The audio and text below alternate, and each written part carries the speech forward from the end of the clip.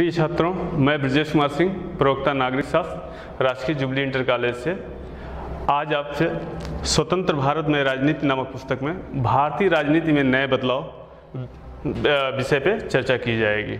तो आइए चलिए देखते हैं भारतीय राजनीति में नए बदलाव। 1990 का दशक। इसके पहले हम जानेंगे कि हमारे यहाँ जो राजनीतिक व्यवस्था थी आज़ादी के बाद, उसमें आप देखते हैं पिछले अध्याय में आप पढ़ चुके हैं कि कांग्रेस का एक प्रभुत्व था। कांग्रेस का ही भारतीय राजनीतिक व्यवस्था पे एक तरह से कह सकते हो वर्चस्व था, एक वन डोमिनेंट पार्टी सिस्टम थी। यहाँ क्या हुआ इसके बारे में थोड़ा देखते हैं। 1984 के चुनाव में प्रधानमंत्री इंदिरा गांधी की हत्या के पश्चात 1984 के चुनाव में कांग्रेस को भारी बहुमत से सत्ता में आने की चर्चा हुई है। 1980 के अंतिम सालों में देश में 5 बड़े बदलाव हुए जिनका हमारी आगे की राजनीति पर गहरा असर पड़ा। इसी के बारे में हमें चर्चा करनी है।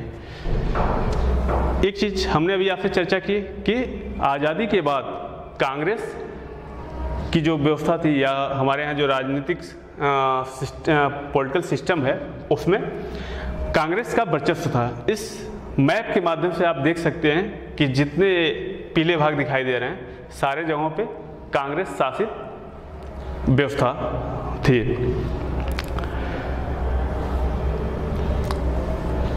लेकिन 90 के दशक आते आते ये जो आपको कार्टून दिख रहा है ये राजनीतिक व्यवस्था के बदलते हालात को प्रदर्शित करता है। अब आइए देखते हैं 5 बड़े बदलाव क्या हुए। पहला, कांग्रेस का पराभव और गठबंधन का युग। अभी हमने आपको बताया कि 1989 के चुनाव में कांग्रेस की पराजय हुई।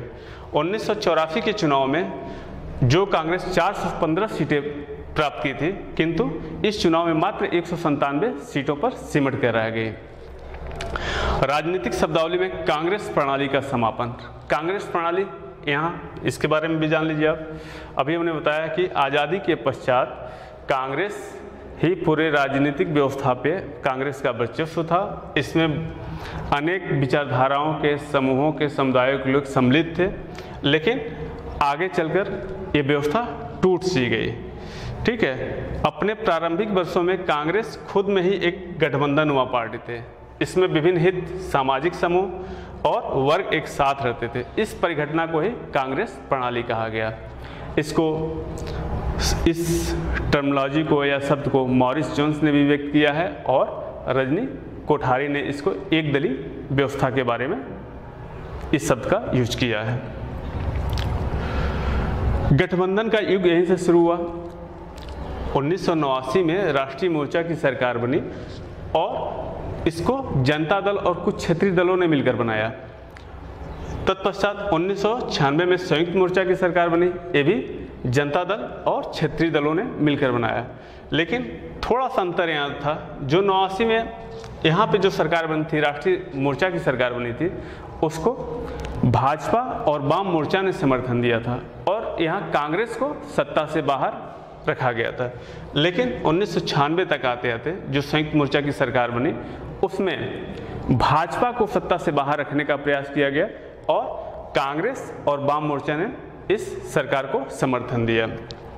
देखिए आगे, इस दौर में अधिकांश दल भाजपा को सत्ता से बाहर रखना चाहते थे। क्यों रखना चाहते थे?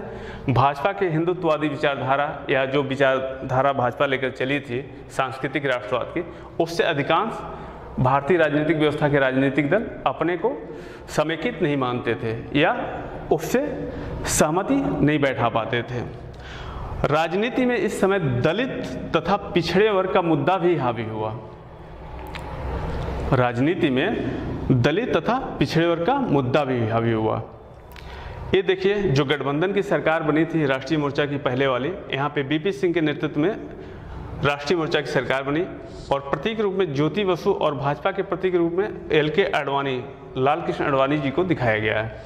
ये दोनों ये कह रहे हैं कि हम सरकार को बाहर से समर्थन देते हैं। परिणाम क्या था आप स्वतः जानते हैं कि यह एक कमजोर सरकार थी। एक गठबंधन का ये कार्टून देखिए आप, इससे भी पता चल जाएगा। 1999 में यहाँ लिखा हुआ है कि ये वक्त की बात है, ज़्यादा दिन नहीं हुआ था, बस चंद साल पहले की एक वक्त था जब राजनीतिक जीवन की शुरुआत कांग्रेस से होती थी और उसका खात्मा भी कांग्रेस पर होता था। मतलब एक इंदिरा गांधी के रूप में एक ये दिखाया गया चित्र और अटल बिहारी वाजपेयी जी इसके सामने खड़े हैं और यहाँ एक देखिए गठबंधन के द्वारा अटल बिहारी वाजपेयी जी ऊपर खड़े हैं और सोनिया गांधी जी उनके ऊपर वार कर रही हैं। दोनों के हालात परिवर्तन को दिखाया गया है यहाँ पे, सत्ता परिवर्तन या राजनीतिक व्यवस्था में किस तरह के परिवर्तन हुए हैं, इस चीज़ को यहाँ पे इस कार्टून के माध्यम से दिखाया गया है। एक पार्टी के प्रभुत्व के दौर से लेकर बहुदलीय गठबंधन प्रणाली तक के सफर पर एक कार्टूनिस्ट की नज़र है। भारतीय राजनीति में जो नए बदलाव हुए थे, इसमें आप देखेंगे यहाँ पे कि केंद्रीय सरकार 1989 के बाद क्रमशः, चूँकि ये दौर ऐसा था कि कोई भी पार्टी सत्ता में अपने दम पे नहीं आ पाती थी और परिणाम क्या होता था कि ये जो सरकारें बनती थी अल्पमत सरकारें होती थी, बहुत थोड़े समय के लिए बनती थी और अगर जो किसी ने अपना समर्थन वापस ले लिया किसी दूसरे दल ने तो ये सरकारें गिर भी जाती थी। परिणाम ये हुआ कि इस समय देखिए 1989 के बाद क्रमशः आगे तक 9 सरकारें बनी छोटे छोटे समयावधि में, यानी इस समय भारतीय राजनीतिक व्यवस्था में एक अस्थायित्व का दौर शुरू हो गया था। चूँकि बहुमत किसी को पूर्ण रूप से मिलता नहीं था, इस वजह से गठबंधन के द्वारा सरकारें बनती थी और गठबंधन में जब जो गठबंधन की पार्टियां थी उनकी अपने गठबंधन दल से जब सहमति नहीं बन पाती थी तो अपना पक्ष या ये कह सकते हैं कि अपना समर्थन वापस ले लेते थे। ये देखिए भाजपा राष्ट्रीय जनतांत्रिक गठबंधन द्वारा 1998 में तथा 1999 में सत्ता प्राप्त की। इसी प्रकार कांग्रेस ने संयुक्त प्रगतिशील गठबंधन सबरंग जिसको बोला जाता है द्वारा 2004 में सत्ता प्राप्त की। अब दूसरा मुद्दा क्या है? मंडल मुद्दा। प्रिय छात्रों, ये हमारे भारतीय राजनीतिक व्यवस्था में एक ज्वलंत मुद्दा या एक कह सकते हैं कि बहुत ही हॉट टॉपिक बन के उभरा था, बहुत ही संवेदनशील मुद्दा, राष्ट्रीय राजनीति में पिछड़े वर्ग की पहचान का मुद्दा। 1990 में जब राष्ट्रीय मोर्चा की सरकार बनी तो मंडल आयोग की सिफारिशों को लागू किया गया। सरकारी सेवाओं में पिछड़े वर्ग की हिस्सेदारी का सवाल उठाया गया। इसके अध्यक्ष थे बिंदेश्वरी प्रसाद मंडल और वर्ष 1978 में यह बनाया गया था। उद्देश्य क्या था इसका? समाज में जो पिछड़ा वर्ग है उसकी पहचान करना तथा पिछड़ेपन को दूर करने के उपाय सुझाना। इस आयोग ने सरकारी नौकरियों में या सरकारी सेवाओं में पिछड़े वर्ग को 27% आरक्षण देने की बात की थी। बाद में इस निर्णय को या जब सरकार ने इस फैसले को लागू किया तो इसको इंदिरा साहनी केस में चुनौती भी दी गई, किंतु सर्वोच्च न्यायालय ने सरकार के फैसले को सही माना और ये रिजर्वेशन या आरक्षण का लागू किया गया। ये घटना उत्तर भारत में काफ़ी बाद में आई, लेकिन अगर जो आप भारतीय राजनीति में दक्षिण के राज्यों में देखेंगे तो आरक्षण का मुद्दा आज़ादी के बाद से ही शुरू हो गया था। तमिलनाडु में करीब 69 से 70% आरक्षण दिए गए थे पिछड़ी जातियों को और जो SC/ST उनको मिलाकर। फिलहाल हमारे यहाँ भी ये मुद्दा बहुत ज़्यादा संवेदनशील रहा। जब यह आरक्षण लागू हुआ तो उत्तर भारत की राजनीति में काफ़ी गर्मा गर्मी बहस हुए और कई जगहों पर हिंसक घटनाएं भी हुई। इस मुद्दे ने भी राजनीति को काफ़ी प्रभावित किया, क्योंकि अब समाज में जो वंचित समुदाय था, जो अपने पहचान के संकट से गुजर रहा था, उसको भी राजनीति में हिस्सेदारी देने की बात होने लगी। एक तरह से देखा जाए तो सही मायनों में लोकतंत्र को बढ़ावा देने के लिए यह कारगर कदम था। अब इस समय दलित जातियों के राजनीतिक संगठनों का भी उभार हुआ। उदाहरण के लिए 1978 में बाम से backward and minority communities employees federation का गठन हुआ। तत्पश्चात इसी का परिवर्तित रूप क्या है? बहुजन समाज पार्टी। बसपा यानी बहुजन समाज पार्टी को 1989 और 91 में उत्तर प्रदेश के चुनाव में सफलता मिली। पहली बार यह घटना घटित थी आज़ादी के बाद कि किसी पार्टी को केवल दलित मतदाता के वोट के आधार पर राजनीतिक सत्ता मिली। यह अपने आप में एक व्यापक कदम था और भारतीय राजनीति में एक नए बदलाव, या ये कह सकते हैं कि छोटी जातियों के जो पहचान का मुद्दा था वो अब आगे आ रहा था और वो अपने अधिकारों के लिए सशक्त भी हो रहे थे। नवीन आर्थिक नीतियों की शुरुआत, इसे ढांचागत समायोजन कार्यक्रम के नाम से भी जाना जाता है। प्रधानमंत्री राजीव गांधी के कार्यकाल में शुरू हुआ और 1991 तक व्यापक बदलाव हुए। इसे आप आर्थिक उदारीकरण या LPG liberalisation, privatisation and globalisation के नाम से भी जानते हो। इसमें सरकार ने बाजार को खोलने की बात की और व्यापक उदारीकरण को बढ़ावा देने की, यानी बाहरी कंपनियों के निवेश की भी बात हुई। इसका यह माना गया कि इसके अंतर्गत अगर जो बाहरी कंपनियां आएंगी तो हमारे यहाँ अर्थव्यवस्था तीव्र गति से विकास करेगा, जिससे समाज का विकास होगा। अगला टॉपिक है अयोध्या स्थित विवादित बाबरी ढांचे का विध्वंस, दिसंबर 1992 में। जैसा कि आप सभी जानते हैं, अयोध्या हिंदुओं की एक पवित्र स्थली है और भगवान श्री राम का जन्म स्थान माना जाता है। किंतु 16वीं शताब्दी में बाबर के सिपहसालार मीर बाकी ने यहाँ पे मंदिर, जो कहा जाता था कि यहाँ कभी मंदिर हुआ करता था, उसको तोड़वाकर एक मस्जिद का निर्माण करवाया।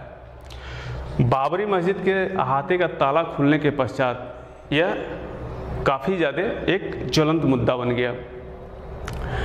समाज में सांप्रदायिक तनाव व्यापक हो गए। अभी हाल फिलहाल में आप देखें कि न्यायालय के फैसले के उपरांत यहाँ पे सर्वसम्मति से मंदिर निर्माण की बात शुरू हो गई है और मंदिर निर्माण का कार्यक्रम भी शुरू हो गया है। किंतु अयोध्या का जो मामला था, इसने भी भारतीय राजनीति को काफ़ी ज़्यादा गर्मागर्मी का माहौल पैदा किया। इसके बाद जब मस्जिद का विखंडन हुआ तो उस समय की जो भाजपा शासित शासन था उत्तर प्रदेश में, भाजपा की सरकारों को हर जगह से बर्खास्त भी कर दिया गया और राष्ट्रपति शासन लागू किए गए। इसी तरह का एक मुद्दा आगे चलकर 2002 में गोधरा कांड हुआ। इसमें भी समाज में व्यापक तनाव पैदा हुआ। गोधरा में भी व्यापक असहमति या एक कह सकते हैं कि अविश्वास के कारण एक सांप्रदायिक घटना हुई, जिसमें व्यापक पैमाने पर लोग मारे गए। दोनों पक्षों यानी हिंदू और मुसलमानों में असंतोष, गहरा असंतोष फैला और काफ़ी क्षति यहाँ भी जनधन की हुई। जब गोधरा कांड हुआ तो उस समय एक बार फिर यह बात कही जाने लगी कि सरकारी मशीनरी अपने कार्यों या उत्तरदायित्व को करने में अपूर्ण या असफल हुए। ये देखिए, एक उस समय के तत्कालीन प्रधानमंत्री अटल बिहारी वाजपेयी जी का एक कोटेशन है। ये गुजरात के मुख्यमंत्री, जो अभी वर्तमान में हमारे प्रधानमंत्री जी हैं, नरेंद्र मोदी जी को लिखा गया था। मुख्यमंत्री गुजरात को मेरा संदेश है कि वे राजधर्म का पालन करें। शासक को अपनी प्रजा के बीच जाति, मत या धर्म के आधार पर भेदभाव नहीं करना चाहिए।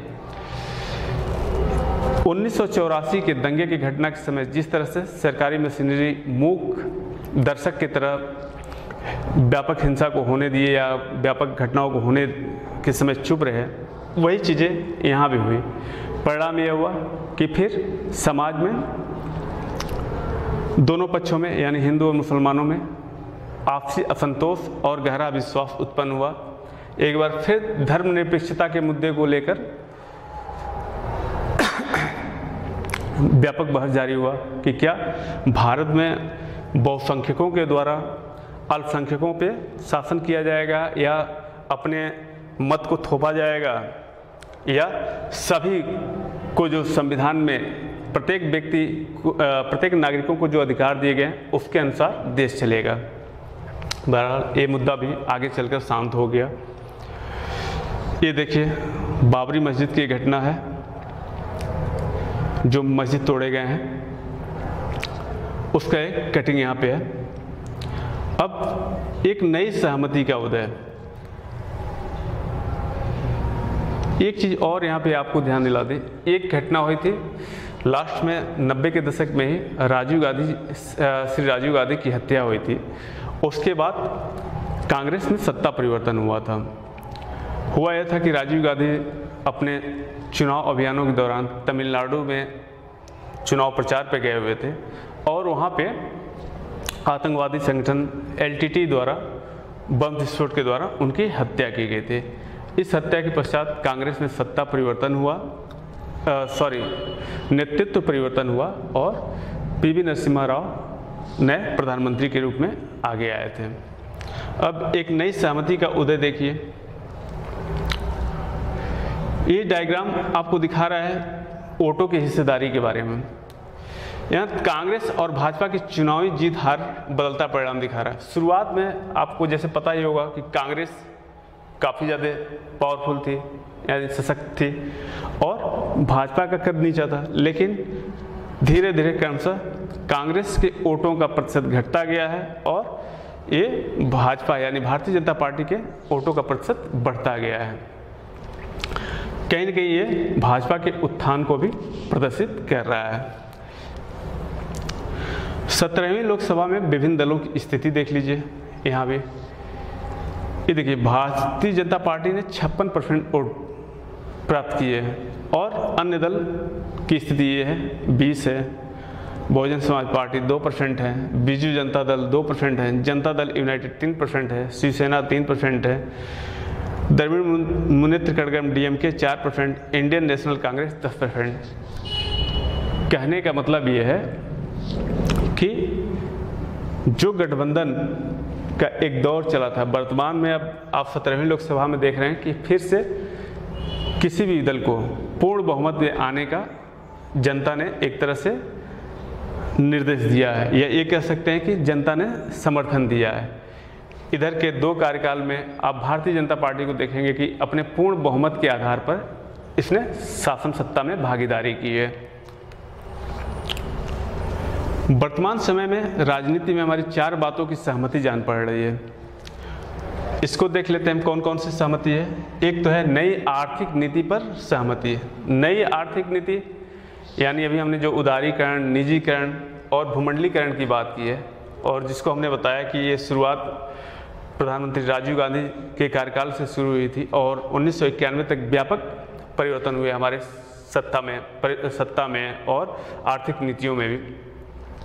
वर्तमान समय में सभी राजनीतिक दल इस बात पर सहमत हैं कि विनिवेश को बढ़ावा दिया जाए, नई आर्थिक नीतियों को लागू किया जाए जिससे देश का विकास हो और सभी व्यक्तियों का भी विकास हो। इसके अंतर्गत आपको फिर से एक बार बता दें कि जैसे आप देख रहे हैं कि अब सरकार विभिन्न क्षेत्रों से अपने हाथ को पीछे खींच रही है और निजीकरण को बढ़ावा दिया जा रहा है, विनिवेश को बढ़ावा दिया जा रहा है, ताकि आर्थिक प्रगति हमारी तीव्र गति से हो सके।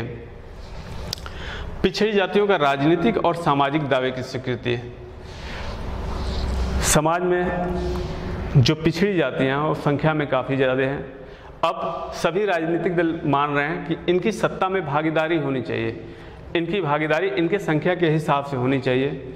इनको भी सरकारी सेवाओं में आरक्षण का मुद्दे के द्वारा सरकारी सेवाओं में नौकरी प्रोत्साहन की बात की गई, आपको पीछे देख ही चुके हैं। इस बात पे भी व्यापक सहमति बनी हुई है कि जितने भी राजनीतिक दल हैं पिछड़ेपन की राजनीति को एक राजनीतिक मुद्दा मानते हैं और इस पर सहमत हैं। देश के शासन में प्रांतीय दलों की भूमिका की स्वीकृति। गठबंधन की राजनीति के साथ एक सकारात्मक बात यह हुई कि देश के जो केंद्रीय नेतृत्व में क्षेत्रीय नेतृत्व या क्षेत्रीय दलों की भूमिका बढ़ती गई। इससे अगर जो इस रूप में आप देखें, सच्चे रूप में सहकारी संघवाद की भावना प्रबल हुई। आगे चलकर क्षेत्रीय दलों की भूमिका बढ़ने से जो क्षेत्र के विशेष की मांगें थी उसको भी केंद्र के द्वारा माना गया, या क्षेत्रीय दलों की भूमिका भागीदारी अत्यधिक होने के कारण इन्होंने अपने क्षेत्र विशेष की बातों को केंद्र तक उठाया और उनकी मांगें स्वीकृत हुई। एक तरह से कह सकते हैं कि अब केंद्र में केवल किसी एक पार्टी या जैसे हाई कमान वाली जो व्यवस्था थी वो धीरे धीरे समाप्त हो गई। अब सहकारी संघवाद या सच्चे लोकतंत्र की नींव का प्रसार होते गया। इसको भी आप देख सकते हैं। इस आधार पे अब एक तरह से ये भी शासन व्यवस्था में माना जा रहा है या भारतीय राजनीतिक व्यवस्था में माना जा रहा है कि प्रांतीय दलों की भूमिका को बढ़ाना है या बढ़ रहा है। विचारधारा की जगह कार्य सिद्धि पर जोर और विचारधारागत सहमति के बगैर राजनीतिक गठजोड़। ये भी समझ लीजिए, आज काम पे कार्य पे जोर दिया जा रहा है, कार्य पे बल दिया जा रहा है। अब विचारों का महत्व उतना नहीं है जितना राजनीति या सत्ता में संचालन की बात को लेकर है। जैसे आप देखेंगे, एक उदाहरण के लिए हिंदुत्ववादी विचारधारा, यह भारतीय जनता पार्टी की एक विचारधारा थी हिंदुत्व को लेकर चलने की। वर्तमान में जो गठबंधन बने उसमें जैसे राष्ट्रीय जनतांत्रिक गठबंधन जो बना उसमें बहुत सारे राजनीतिक दल ऐसे थे जो भारतीय जनता पार्टी के इस विचारधारा से सहमत नहीं थे, किंतु एक मिनिमम कॉमन प्रोग्राम यानी सीमित साझा कार्यक्रम के द्वारा सरकारों को चलाया। यानी अब सत्ता संचालन के लिए विचारधारा उतना महत्वपूर्ण नहीं रह गया जितना पिछले समय में था। यहीं पे आप एक चीज़ और ध्यान दीजिए, हिंदुत्ववादी विचारधारा। हिंदुत्ववादी विचारधारा की बात भारतीय जनता पार्टी करती है। ये विचार आया कहाँ से था या ये शब्द आया कहाँ से था, इसको भी जान लीजिए। हिंदुत्व शब्द की व्याख्या बी.डी. सावरकर ने की थी और उसमें ये माना गया था कि भारत का नागरिक वही हो सकता है जो भारत को अपना पूर्ण भूमि भी समझे और पितृभूमि भी समझे। एक तरह से सांस्कृतिक राष्ट्रवाद की धारणा दी गई थी और आगे चलकर भाजपा यानी भारतीय जनता पार्टी ने इसी विचारधारा को लेकर अपनी राजनीति को आगे बढ़ाया और राजनीतिक व्यवस्था में उसके बढ़ते कदम चले गए। इसी के आधार पर आप देखोगे कि अयोध्या मंदिर का मुद्दा भी इन्होंने उठाया था। अब अगर राजनीतिक दल इस सहमति के दायरे में सक्रिय हैं तो जन आंदोलन और गठबंधन विकास के नए रूप, स्वप्न और तरीकों की पहचान कर रहे हैं।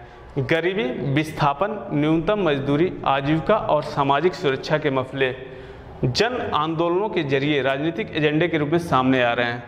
ये आंदोलन राज्य को उसके जिम्मेदारियों के प्रति सचेत कर रहे हैं। अतः हम विश्वासपूर्वक कह सकते हैं कि भारत में लोकतांत्रिक राजनीति जारी रहेगी और यह राजनीति इस अध्याय के वर्णित कुछ चीज़ों के मंथन के बीच आकार ग्रहण करेगी। धन्यवाद। यह अध्याय आपका यहीं समाप्त हुआ।